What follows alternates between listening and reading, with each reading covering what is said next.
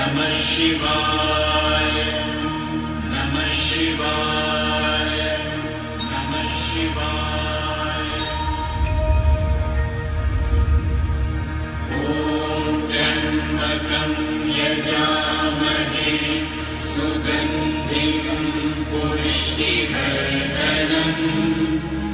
उर्वारुकमिव बन्धनान् मृत्योर्मुक्षीयमामृतात्।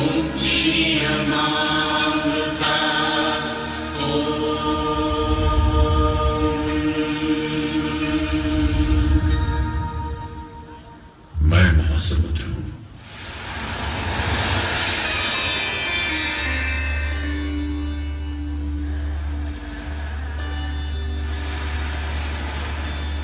पश्चिम भारत के किनारे गरजता हुआ महादेव सोमनाथ और महातीर्थ प्रभास के साथ न जाने कितने युगों को देखता आ रहा हूं। इस पवित्र भूमि में स्थित सोमनाथ का इतिहास आज आपको सुना रहा हूं। स्कंद पुराण हमें इस तीर्थ स्थान के आरंभ की कहानी बताता है। वडवानर जैसी तप्त अग्निशिखा के साथ जब ब्रह्मा की पुत्री श्री सरस्वती यहां पर आई तो हिरण्य, वज्र, यमक और कपिल नाम के 4 तपस्वियों ने उनका स्वागत किया। सरस्वती यहां 5 धाराओं में प्रकट हुई और वडवानर को मैंने महासमुद्र ने अपने अंदर समा लिया।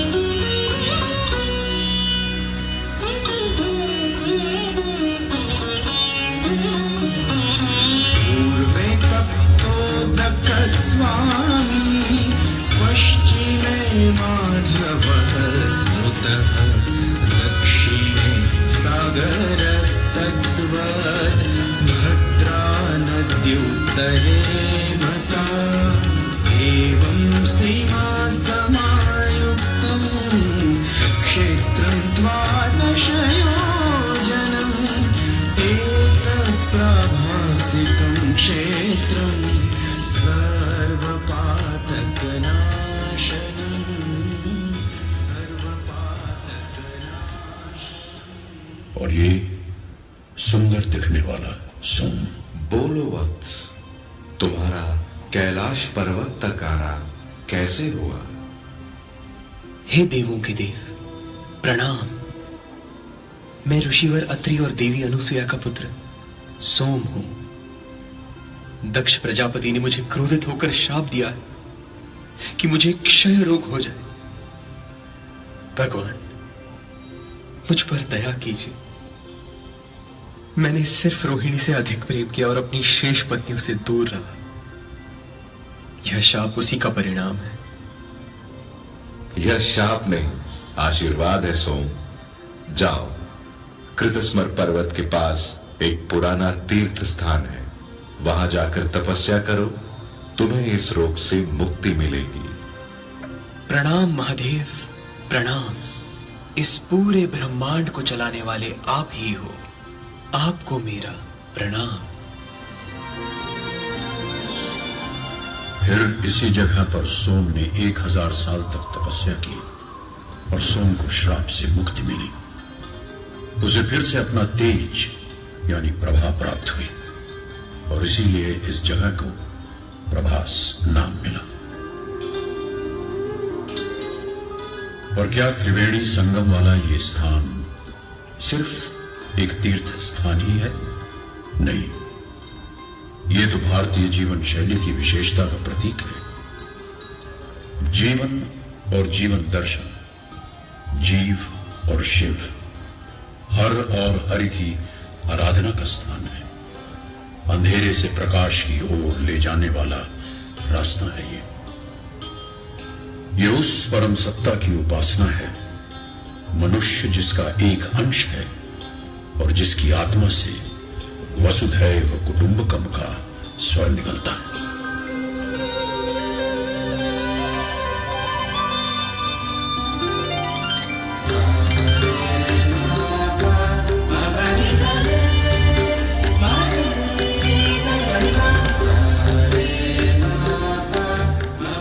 सात करोड़ 99,25,100 से ज्यादा वर्ष हो गए उस बात को।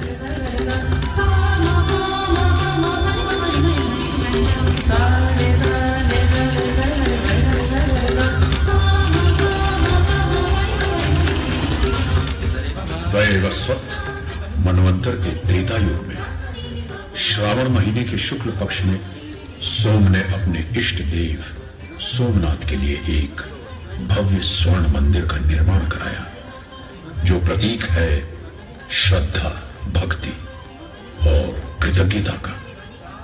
सोमनाथ ज्योतिर्लिंग महादेव के 12 ज्योतिर्लिंगों में सर्वप्रथम माना जाता है। भगवान शिव के 12 ज्योतिर्लिंग हैं।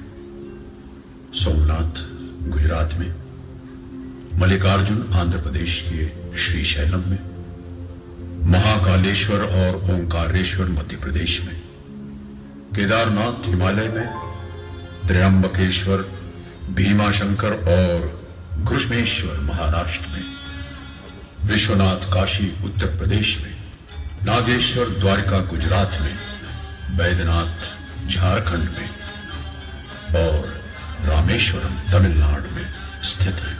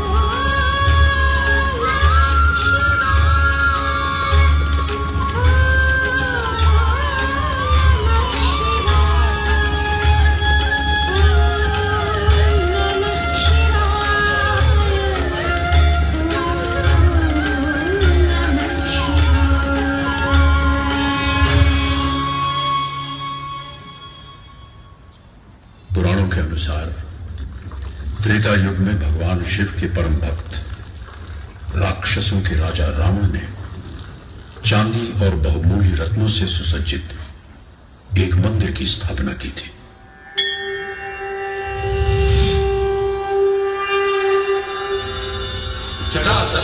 जल प्रवाह पावितस्थले करेवलंब्य लंबिता भुजंगतुंग मालिका दमट्टमट्टमट्टमन्निनादवट्टमर्वयं चकार चंड तांडवं तनोतु न शिव शिवम्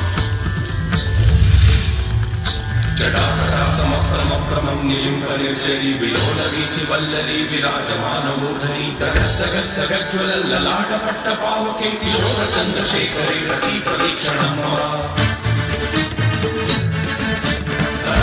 नंदनी विलास बंधु बंधुर सुरतिगंत संतति प्रमोदमान मानसे कृपा कटाक्ष धोरणी निरुद्ध दुर्धरापति पचे दिगंबरे मनो विनोद में तमस्तुनि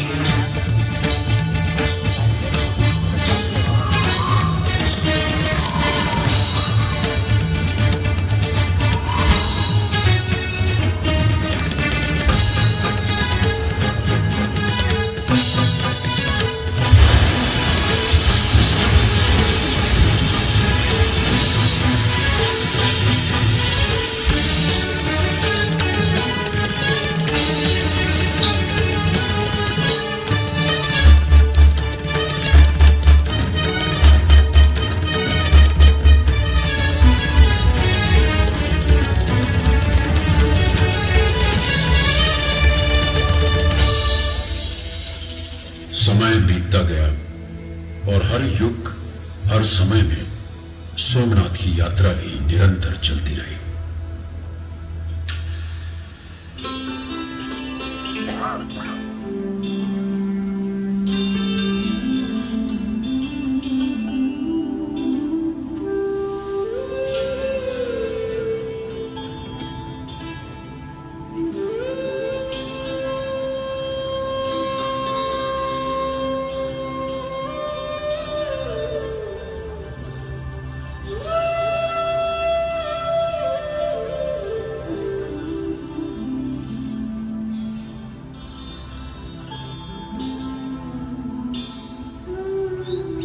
सुना आपने श्री कृष्ण की बंसी का स्वर।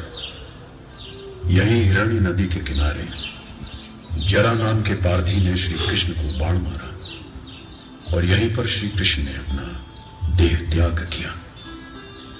पर वो तो श्री कृष्ण की बस लीला थी।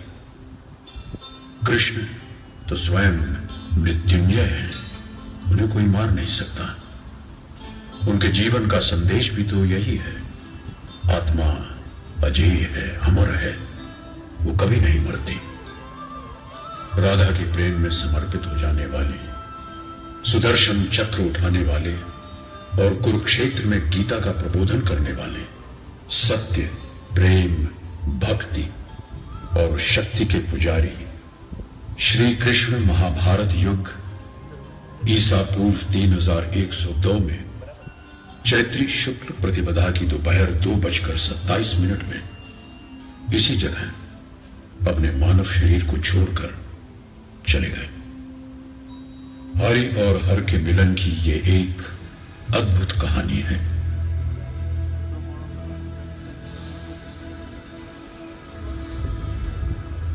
युग बीतते गए, चीजें बनती और बिगड़ती गईं, मगर ईश्वर की आराधना हमेशा यहां होती रही।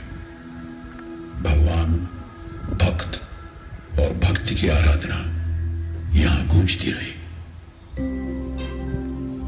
स्कंद पुराण के अनुसार दूसरी सदी की शुरुआत में भगवान शिव के भक्त पाशुपत ब्राह्मणों ने यहां शिव समुदाय को मजबूत किया। 349 ईस्वी में प्रभास बंदरगाह में व्यापार बहुत ही फल फूल रहा था। बाहर के व्यापारी भारत से हीरे जवाहरात, आभूषण और अनमोल कलाकृति खरीदते और बदले में भारत को सोने और चांदी देकर जाते थे।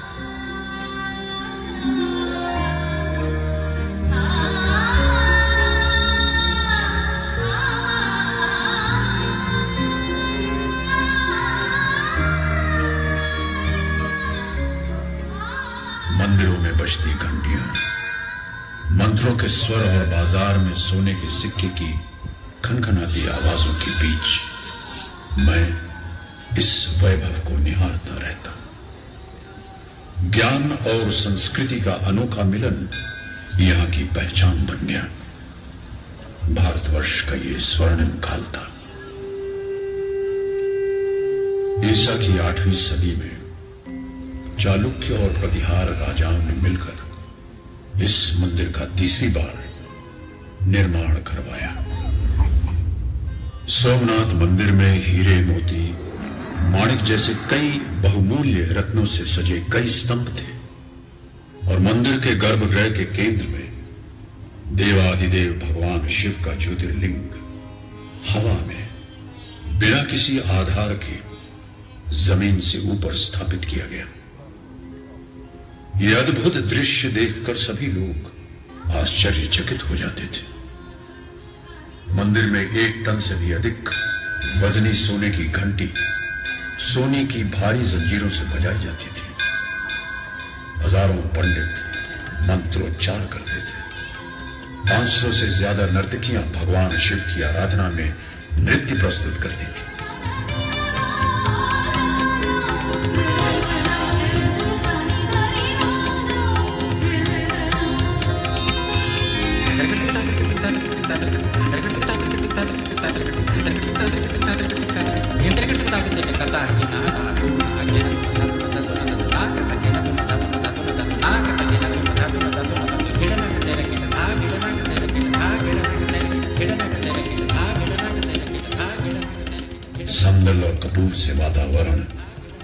प्रज्वलित बना रहता था।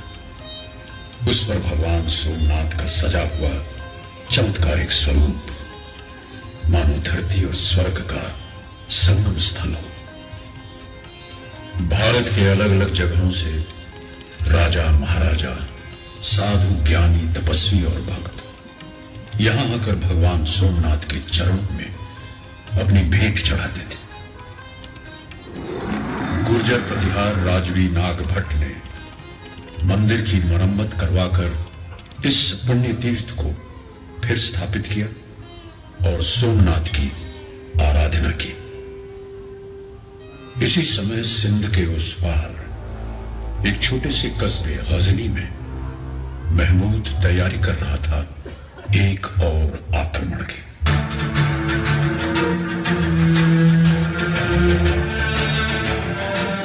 सोमनाथ की अपार धन संपदा और मूर्ति तोड़ने की उसकी लालसा उसे इस शिव मंदिर तक खींच लाई।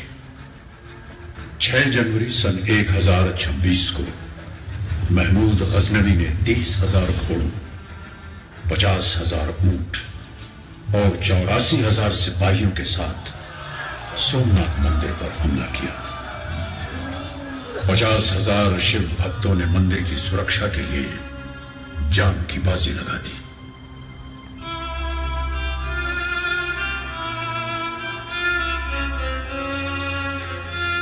क्रूर महमूद गजनवी की लालसा कम नहीं हुई।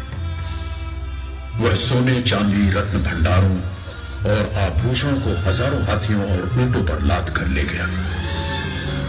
नहीं लूट पाया सोमनाथ की महिमा और उसकी सांस्कृतिक धरोहर, जो हमारी सबसे बड़ी संपत्ति है।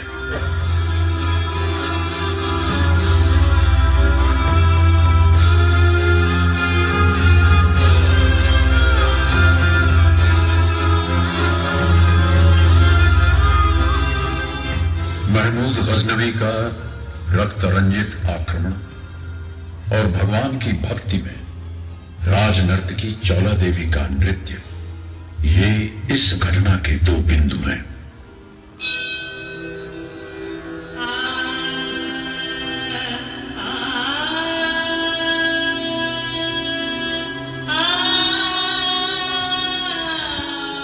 महारानी चौला देवी एक नर्तकी थी जो अपने नृत्य से नटेश्वर की पूजा करती थी।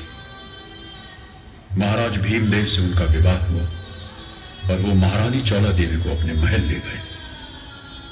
पर महारानी चौला अपने देव के दर्शन और सेवा के बिना नहीं रह सकती थी।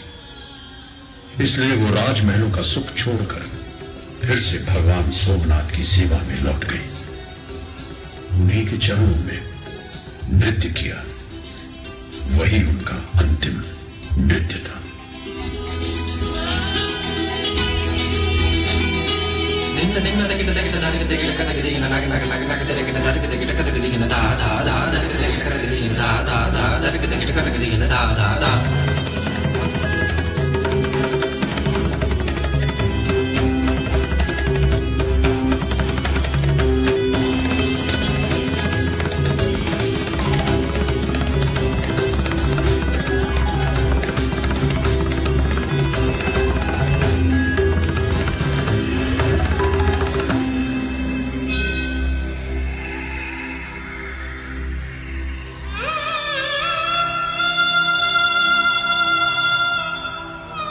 बनाने और बिगाड़ने का ये खेल बार बार दोहराया जाता रहा। राजा और प्रजा मिलकर निर्माण करते रहे। राजवी कुमारपाल के समय में जैन आचार्य हेमचंद्र सूरी और शैव गुरु भाव बृहस्पति ने मिलकर सोमनाथ के जीर्णोद्धार का संकल्प किया और कुमारपाल ने सम्मति दी। सन 1300 में अलाउद्दीन खिलजी, 1345 में महमूद तुगलक, 1395 में मुजफ्फर शाह, 1490 में महमूद बेगड़ा और अंतिम आक्रमण किया मुगल बादशाह औरंगजेब ने। इन सब के अलावा पोर्तुगीज दी कैस्ट्रो ने भी अपनी नौसेना के साथ यहां हमला किया था। यह है वीर हमीर जी की समाधि। महमूद बेगड़ा के आक्रमण के समय लाठी संस्थान का ये राजवी पुत्र सोमनाथ की रक्षा के लिए निकला। रास्ते में वेगड़ा भील ने उसका साथ दिया। वेगड़ा की कन्या से हमीर जी ने विवाह किया।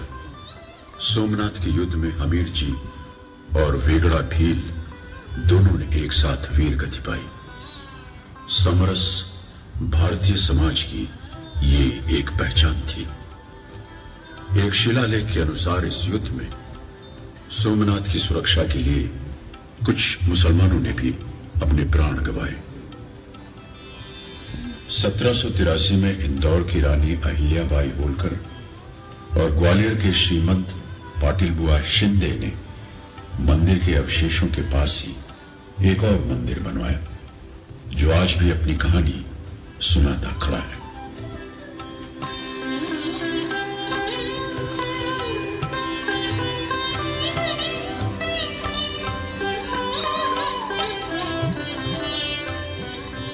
आदि शंकराचार्य से लेकर स्वामी विवेकानंद ने इस पवित्र भूमि की यात्रा की। मुझे आज भी स्मरण है वो पल जब 1892 की एक दोपहर टूटे और बिखरे हुए जमीन के टुकड़ों के बीच स्वामी विवेकानंद जी ने आंख बंद करके भारत माता का साक्षात्कार किया। फिर स्वतंत्रता का सूर्योदय हुआ।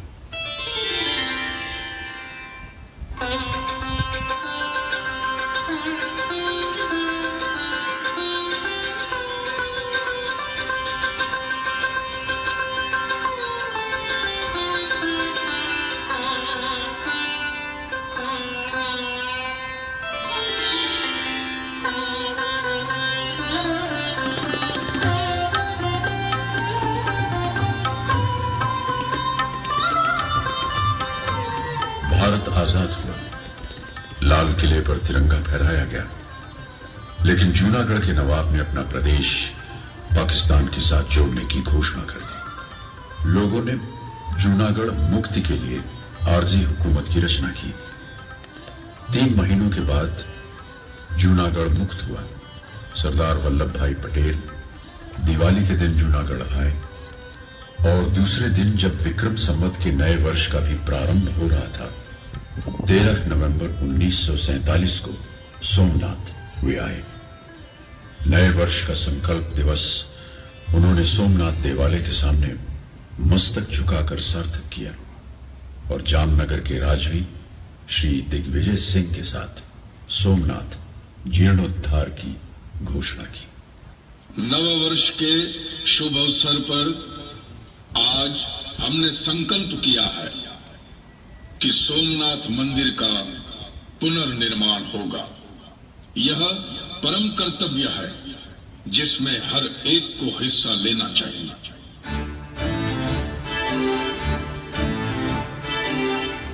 टूटे हुए मंदिर का पुनर्निर्माण विनाश से फिर सृजन तक पहुंचने वाली भारतीय सांस्कृतिक परंपरा का एक महत्वपूर्ण संकेत था। 11 मई 1951 को हमारे प्रथम राष्ट्रपति डॉक्टर राजेंद्र प्रसाद ने ज्योतिर्लिंग की प्राण प्रतिष्ठा की। सरदार वल्लभ भाई पटेल, श्री कन्हैया लाल मुंशी, जामनगर के राजवी श्री दिग्विजय सिंह और श्री ढेबर भाई जैसे अनेक महापुरुषों के संकल्प का परिणाम है आज का परम दिव्य भव्य सोमनाथ। सोमनाथ मंदिर का निर्माण हो या मंदिर परिसर में अलग अलग स्थानों का निर्माण कार्य, शिखर ध्वजारोहण, सभा मंडप, कलश प्रतिष्ठान, दिग्विजय द्वार, नृत्य मंडप, सरदार श्री ताम्र प्रतिमा, वल्लभ मार्ग, ज्योति मार्ग, दिशा सूचक स्तंभ, कैलाश मेरु, महाप्रासाद, सरदार और सोमनाथ स्थायी प्रदर्शन, कदम्ब वाटिका, श्री कृष्ण निज धाम तीर्थ, देहोत्सर्ग तीर्थ से परशुराम क्षेत्र तक की विकास यात्रा पथ निर्माण, महाप्रभु जी की बैठक का नव विकास, संकीर्तन सभागृह, नवनिर्मित त्रिवेणी घाट, अतिथि गृह, वीर हमीर जी गोहिल की पंचधातु से बनी प्रतिमा की स्थापना और संस्कृत विद्यापीठ, ये सभी उपलब्धियां सोमनाथ न्यास के प्रयासों का परिणाम है। हमारी राष्ट्रीयता का अंतिम लक्ष्य समग्र मानवता का कल्याण ही है। देखिए, यहां समुद्र तट पर यह स्तंभ खड़ा है, दिशा सूचक त्रिशूल लगाया गया है और लिखा गया है, आसमुद्रांत दक्षिण ध्रुव पर्यंत अबाधित ज्योतिर्मार्ग। हाँ, इस तीर की दिशा में सीधे जाने पर दक्षिण ध्रुव तक कोई भूमि क्षेत्र नहीं आएगा, केवल जल मार्ग ही होगा। किस प्रकार हमारे पूर्वजों ने देशाटन को संस्कृति के साथ जोड़ने वाला यह अबाधित ज्योतिर्मार्ग स्थापित किया होगा, यह परम आश्चर्य है। मेरा महासमुद्र की गरजती लहरों का स्वर सोमनाथ भगवान के चरणों को छू रहा है। आज भी विशाल आकाश और भव्य शिखर से शोभित सोमनाथ मंदिर के प्रांगण में भारतीय संस्कृति को अभिव्यक्त कर रहे सनातन स्वर सुनाई दे रहे हैं। वसुधैव कुटुंबकम। भारत माता की जय। जय सोमनाथ।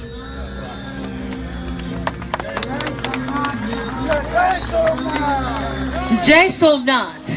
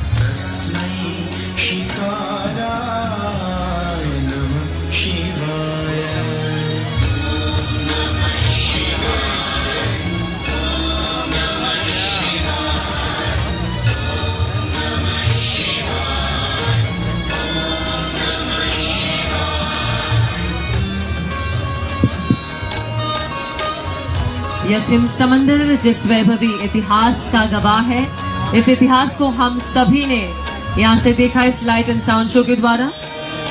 फिर से एक बार तहे दिल से स्वागत करते हैं सभी महानुभावों का। माननीय मुख्यमंत्री श्री ने हृदयपूर्वक आभार व्यक्त करिए। તેઓ અત્રે પધાર્યા.